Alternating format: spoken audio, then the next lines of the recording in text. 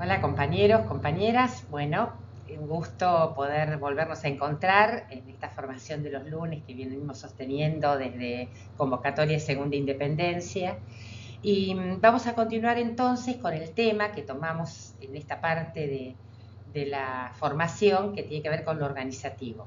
Para eso, como ustedes saben, estamos trabajando un documento que es de Convocatoria Segunda Independencia, que tiene que ver con lo que nosotros y nosotras llamamos tesis organizativas, que en realidad son principios que en algún momento se elaboraron después del desastre que vino a partir de la derrota y de la dictadura militar. En las organizaciones que se empieza a ver distintas dificultades, que algunas tienen que ver con la cuestión ideológica, pero otras tienen que ver con no generar ámbitos que puedan contener las diferencias y puedan sintetizarlas. Convocatoria pone a disposición ese documento con otros compañeros y compañeras, inclusive otras organizaciones, y también para los nuestros y nuestras compañeras que bueno, vamos consolidando estos principios. Así que bueno, continuamos entonces con las tesis organizativas. Obviamente que volvemos a recalcar esto, nosotros partimos de el formato que tiene Convocatoria Segunda Independencia para poder evaluar estos principios, que tiene que ver con la estructura de cuadros, que es el ámbito de conducción de la organización, de definición política más fuerte, y el frente de masas, que son los ámbitos que se desarrollan en las distintas cuestiones de nuestro pueblo y que hace a que sean acuerdos un poco más amplios en relación a problemáticas particulares, ¿no? Como puede ser juventud, género, sindical, territorial, y todos los ámbitos que se abran en relación a las distintas necesidades que vayan surgiendo, ¿no? Bien, este principio con el cual quedamos en el último encuentro el lunes pasado, de lo que nos habla es justamente de la relación entre los frentes de masas y la estructura de cuadros y qué tipo de dinámica tiene que haber en cada uno de estos niveles. O sea, podemos hablar de que justamente los frentes de masas tienen carácter movimentista porque decíamos que son acuerdos más amplios, ¿no? A diferencia de la estructura de cuadros que no se puede dar el lujo, digamos, de ser hiper amplio, porque entonces eso no garantiza una mejor organización en la conducción de una política. Por eso esto tiene que ir, digamos, acompasado. Está claro de que para nosotros y nosotras no puede haber un miembro de la estructura del cuadro que no esté inserto en algún ámbito, el que sea, que puede ser de la propia organización, como puede ser prensa, inclusive información, o la que sea, o en ámbitos que tienen que ver con determinados sectores, la juventud, género, sindical y demás. Ahora, todos tenemos que estar insertos en algo, eso porque si no, no existe, ¿no? Esos serían los cuadros que van en la pared, pero no lo de la militancia. Ahora, ¿cuál es la misión de ese cuadro? Es tratar de conducir hacia la política, ese frente de masa, hacia la política que cree correcta, que cree en lo que puede Convocatoria aportar ese frente de masa.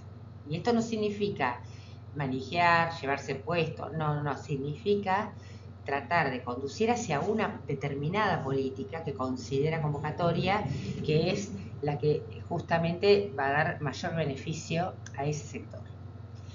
Entonces, esa es la misión del cuadro político inserto en esa masa y ahí tiene que ser amplio. Ahora, obviamente, ese cuadro tiene que responder a la estructura de cuadros, a la política que decidió el Congreso de la organización, que obviamente ese es justamente el factor que decide totalmente una política central del partido, pero ese militante tiene que estar circunscrito a esos acuerdos muy estrictos que tiene la estructura de cuadros. Entonces, se tiene que mover entre esos dos mundos, tiene que llevar la línea política de esos acuerdos políticos mucho más estrictos hacia los frentes de masa, pero respetando los frentes de masa que hay acuerdos más amplios en los que hay que ir profundizando. Y casi como corolario de lo anterior, está claro que sin una estructura de cuadros no tendremos una política de masas Y sin una política de masas es inútil una estructura de cuadro, ¿no? Es esta relación que decimos entre las dos partes que ambas se necesitan. No existe una sin la otra. Y esto es muy importante. Parece como, bueno, esto es de añadidura, que es así, pero no es tan fácil en la práctica esta cuestión. Bien, luego de haber visto toda esta primera parte, ahora vamos a entrar en otra etapa que tiene que ver con el funcionamiento, que es la otra pata, ¿no? No existe una herramienta organizativa si no tiene funcionamiento. Así que bueno, esta parte tiene que ver específicamente con la cuestión de funcionamiento. La primera tesis de esta parte plantea: la estructura orgánica y el funcionamiento son términos inseparables. Definir una estructura sin determinar su funcionamiento es lo mismo que explicitar una política sin dotarla de organización. Y esto es bastante común, ¿no? Que veamos una cuestión de que, bueno, la gente arma, o hay aparatos o hay organizaciones que conocimos son sellos, y bueno, porque esto después no tienen un funcionamiento, ni obviamente si no hay un funcionamiento tampoco hay un plan de acción, que es lo que sigue, ¿no?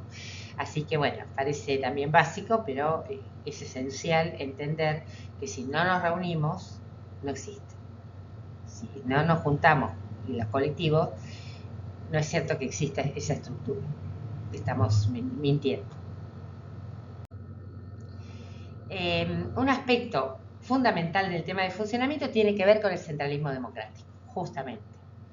Y el tema del centralismo tiene que ver con que una organización, para que pueda tener incidencia en política, obviamente que tiene que tener un aspecto unificador que pueda tener la fuerza suficiente para poder incidir.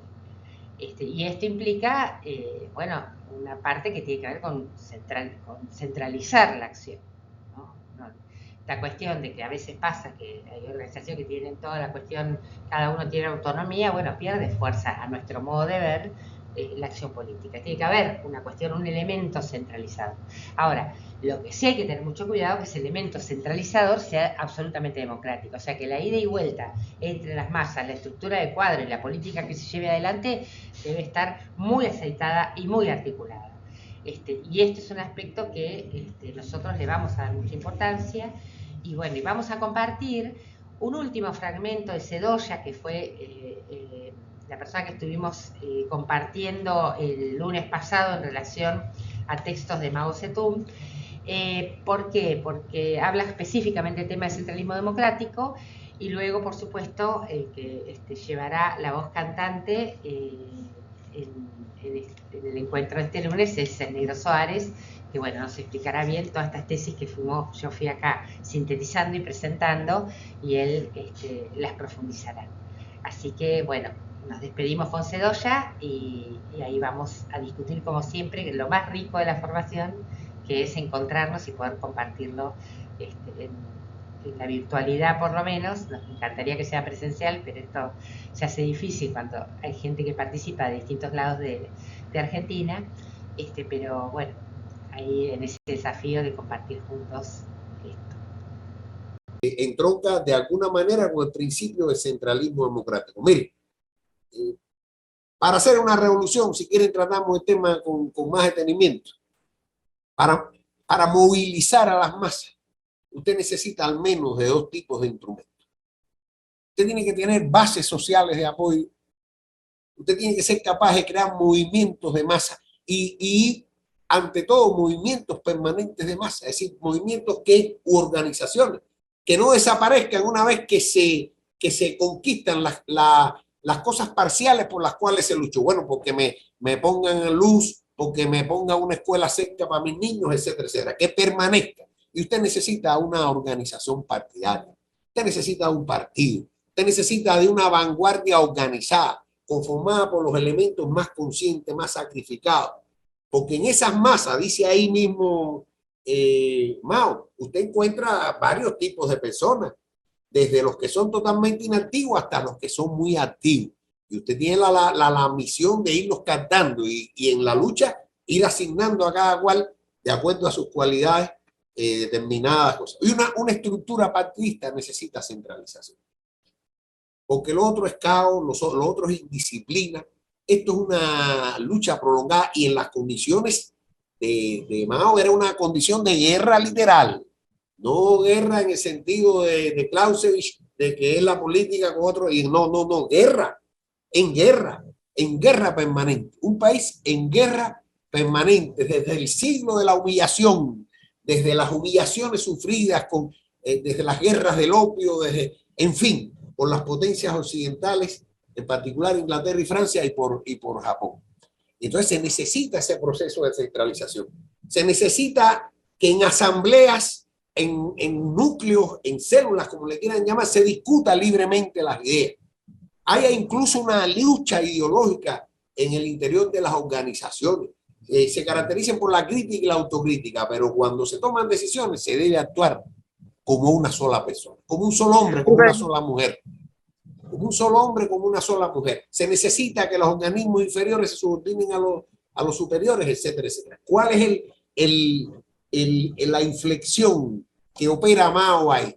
¿Cuál es la inflexión que opera Mao ahí, aunque él no use directamente el término? A lo mejor, por lo menos yo no lo he encontrado. En un momento determinado, si bien el centralismo democrático, tal y como lo expresa Lenin, en términos de Lenin y la fundamentación conceptual de Lenin, se hace imprescindible en las etapas iniciales para la creación de una organización partidaria, a medida que ésta se va consolidando, en la balanza donde de un lado, si me permiten la metáfora, aparece el centralismo y del otro la democracia, el peso debe irse transfiriendo hacia el elemento democrático. Y el centralismo democrático debe crecer en lo que en la obra de Mao aparece virtualmente dicho, pero no encuentro el término, debe crecer en una democracia centralizada, donde el peso está en la participación de las masas,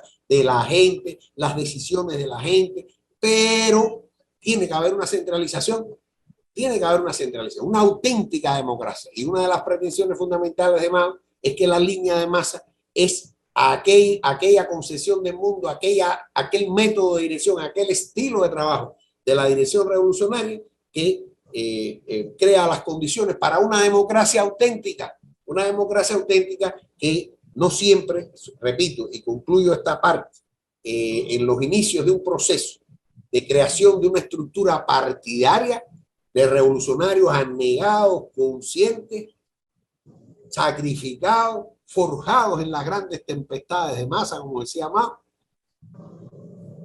Una vez, o sea, pasado esta etapa inicial que requiere de la centralización, se debe pasar a esa otra donde se hayan creado las condiciones para un auténtico poder del pueblo, para un auténtico poder de las clases y grupos sociales subalternos, para un auténtico poder de las masas populares.